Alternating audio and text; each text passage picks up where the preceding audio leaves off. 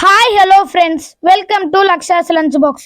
இன்னைக்கு என்ன ரெசிபி பார்க்க போறோம்னா, ஒரு சிம்பிளான ரெசிபி பார்க்க போறோம். அதுதான் அதிரசம். இது ஒரு வெரி வெரி சிம்பிள். புது மாமியார் புது மருமகள் கூட ஈஸியாக செஞ்சிடலாம். அந்த மாதிரி ஒரு ரெசிபி ஈஸியாக இருக்கும். இதுக்கு டிப்ஸ்னா என்னென்னா, ஈர மாவு வேணும். அதுக்கடுத்து பாகு நல்லா உருண்டை ஷேப்பில் இருக்கணும். நல்லா உருண்டை ஷேப்பில் இருந்தால் போதும். இந்த டிப்ஸ் பார்ட்டிசிபேட் பண்ணா ஈஸியா செஞ்சிடலாம். இதுக்காக ரேஷன் அரிசி, பச்சை அரிசி 1 கிலோ அளவு ஊற வச்சுக்கணும். 24 hours மேலே ஊற வச்சுக்கணும். கீழே ஊற வைக்கக்கூடாது. ஒரு 24 hours மேலே ஒரு 1 or 2 hour ஊற வச்சுக்கணும். அதுக்கடுத்து அது ஃபில்டர் பண்ணிக்கணும். நல்லா ஃபில்டர் பண்ணிக்கணும். தண்ணி ஒரு 15 minutes அப்படியே விட்டுடணும். தண்ணியெல்லாம் கீழே வடிஞ்சிடும். ஆனால் அந்த அரிசியில் மட்டும் தண்ணி இருக்கும். அப்படியே லைட்டாக நம்ம தொட்டு பார்த்தோம் ஈரமாவு. அதுக்கடுத்து இது கொஞ்சம் கொஞ்சமாக மிக்சி ஜாரில் போட்டு அரைச்சிக்கணும். இல்லை நீங்கள் மில்லில் கூட கொடுத்துடலாம். அரைச்சிட்டு அப்புறம் நம்ம இதை ஜல்லடை பண்ணணும். ஜல்லடை எடுத்து ஜல்லிச்சுக்கணும். பாருங்க. அதுக்கடுத்து மாவு ஆறாமல் இருக்கிறதுக்கு மேலே அதான் கையை வச்சு இப்படி பண்ணணும். வீடியோவில் காட்டுற மாதிரி பண்ணணும். அமுத்தணும் அப்படியே மாவு மட்டும் ஆறவே கூடாது. பாருங்க, நம்ம வீடியோ இப்போதான் ஃபர்ஸ்ட் டைம் பார்க்குறீங்களா? லைக் பண்ணுங்க, ஷேர் பண்ணுங்க, சப்ஸ்கிரைப் பண்ணுங்க. இன்னும் வீடியோ வேணும்னா பெல் ஐக்கானை கிளிக் பண்ணுங்க. பாருங்க, மாவு ஆறவே கூடாது. அதுக்கடுத்து மூடி வச்சுக்கணும். அதுக்கடுத்து இப்போ நம்ம பாகு செய்ய போகிறோம். அதுக்காக 1 கிலோ அரிசி எடுத்துருக்கோம்ல, 1/2 கிலோ வெல்லம் எடுத்துக்கின்னு அது ஒரு பாத்திரத்தில் மாற்றிக்கின்னு அதில் ஒரு நம்ம டீ குடிப்போம்ல, அந்த கிளாஸ் அளவே நம்ம தண்ணி ஊற்றிக்கிட்டு ஸ்டவ் ஹை ஃப்ளேமில் இல்லைனா லோ ஃப்ளேம்லேயே வச்சுக்கோங்க. வச்சுட்டு நல்லா வெல்லம் கரையிற வரைக்கும் இது பண்ணிட்டு நம்ம இப்போ ஃபில்டர் பண்ணணும். எதுக்குன்னா வெள்ளத்தில் ஏதாவது டஸ்ட் எல்லாம் இருந்துச்சுன்னா இதில் போயிடும். ஃபில்டர் பண்ணிக்கணும்.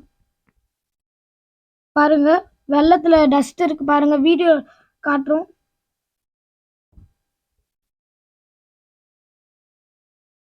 வெள்ளம் நல்லா உருண்டை மாதிரி வரணும். பாருங்க எவ்வளோ டஸ்ட் இருக்கு பாருங்க, வேஸ்ட்லாம் இருக்கு. இப்போ நம்ம ஃபில்டர் பண்ணல அந்த பாத்திரம் எடுத்து ஸ்டவ்வில் வச்சுக்கின்னு ஹை ஃப்ளேமில் வச்சுக்கின்னு நல்லா கரண்டி போட்டு கலந்துட்டே இருக்கணும். அது நல்லா இப்போ நம்ம ஒரு தண்ணியில் போட்டு இது ரவுண்ட் பண்ணால் ரவுண்ட் மாதிரி வரணும். அப்போதைக்கு நம்ம பண்ணிட்டே இருக்கணும். ஒரு 20-25 minutes நல்லா கலந்துட்டே இருக்கணும். பாருங்க, ரொம்ப சிம்பிளான ரெசிபி. பார்க்கும் போதே எச்செல்லாம் ஊறுது. அந்த மாதிரி ரெசிபி இது தீபாவளிக்கு ரொம்ப ஃபேமஸ். தீபாவளி வந்துச்சுன்னா எல்லார் வீட்டிலும் அதிரசம் எல்லாமே இருக்காது. வீட்டில் செய்யறதுனால கடையில் கண்டிப்பாக வாங்கிட்டு வருவாங்க. அதுக்கடுத்து அதை பாருங்க. அதுக்கடுத்து ஒரு பிளேட்டில் கொஞ்சோண்டு தண்ணி எடுத்துக்கின்னு அதில் கொஞ்சோண்டு அந்த பாகு ஊற்றிட்டு அது நல்லா கலந்தா பாருங்க எப்படி வருது பாருங்க. உருண்டை மாதிரி வருது இல்லை? இந்த மாதிரி வரணும். இந்த மாதிரி வந்தால் தான் அந்த பாகு ரெடின்னு அர்த்தம். அதுக்கடுத்து அதில் ஒரு கப் அளவு எள்ளு. அதுக்கடுத்து ஒரு டீஸ்பூன் அளவு இலாச்சி பவுடர். அதுக்கடுத்து 1 டீஸ்பூன் அளவு நெய். இது சேர்த்திக்கணும். இது சேர்த்து நல்லா கலந்துக்கணும். ஸ்டவ் லோ ஃப்ளேம் போட்டுக்கணும். நம்ம முன்னாடி ஈரப்பத மாவு வச்சிருந்தோம்ல, ஈரமாவு ஒரு கையில் கலந்துட்டு ஒரு கையில் மாவு போட்டுட்டு நல்லா மிக்ஸ் பண்ணிக்கணும். அந்த மாவும் அந்த பாகும் நல்லா மிக்ஸ் ஆகிற வரைக்கும்.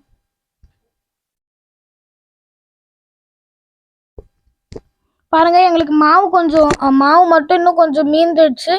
நல்லா கலந்துட்ட அப்புறம் கடைசியில் ஒரு டீஸ்பூன் அளவு நெய் திருப்பி நெய் போட்டுக்கின்னு கலந்துக்கின்னு டீப் ஃப்ரைக்கு தேவையான ஆயில் வச்சுக்கின்னு நம்ம மாவு லூஸாக தான் இருக்கணும்.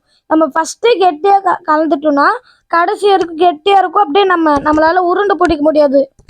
திருப்பி கையில் கொஞ்சோண்டு ஆயில் இது பண்ணிக்கின்னு, ஆயில்னா நெய் கூட இது பண்ணிக்கிட்டு, ஒரு பேப்பர் ஒருனா பாலித்தீன் பேப்பர் இல்லைன்னா பட்டர் பேப்பர் அது வச்சுக்கின்னு அதிரசம் ஷேப்பில் ரவுண்ட் பண்ணிக்கின்னு ஆயில்குள்ளே வெடிச்சிடணும்.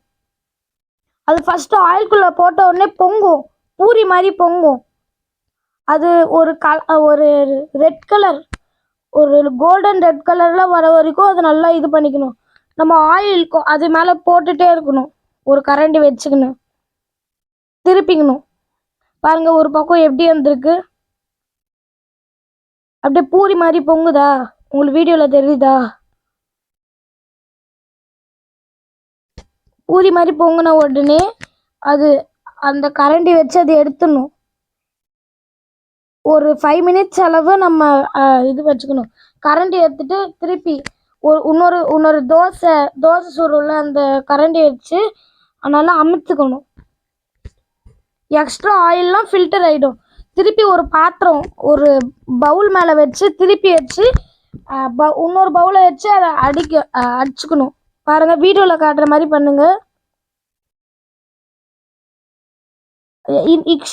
இங்கே இருக்கிற ஆயில் கூட அப்படியே கீழே வளைஞ்சு ஊற்றிடும். இதே மாதிரி எல்லா மாவையும் பண்ணிக்கணும். இதுக்கு மெயின் டிப்பு என்னென்னா, நம்ம ஈர மாவை எடுத்துக்கணும். அதுக்கடுத்து பாகு இருக்குல்ல, அது நல்லா ரவுண்ட் ஷேப்பில் வர வரைக்கும், ரவுண்ட் ஷேப் எல்லாம் உருண்டை ஷேப் வர வரைக்கும் நல்லா இது பண்ணிக்கணும்.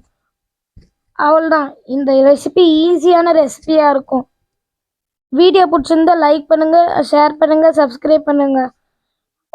இன்னும் பார்க்கும்போதே எப்படி இருக்குது பாருங்கள். சூப்பரான ரெசிபி இது. எல்லாரும் வீட்டில் ட்ரை பண்ணிட்டு அடுத்து என்ன வீடியோ பண்ணணுன்னா கமெண்ட் பண்ணுங்கள். கண்டிப்பாக பண்ணுறேன்.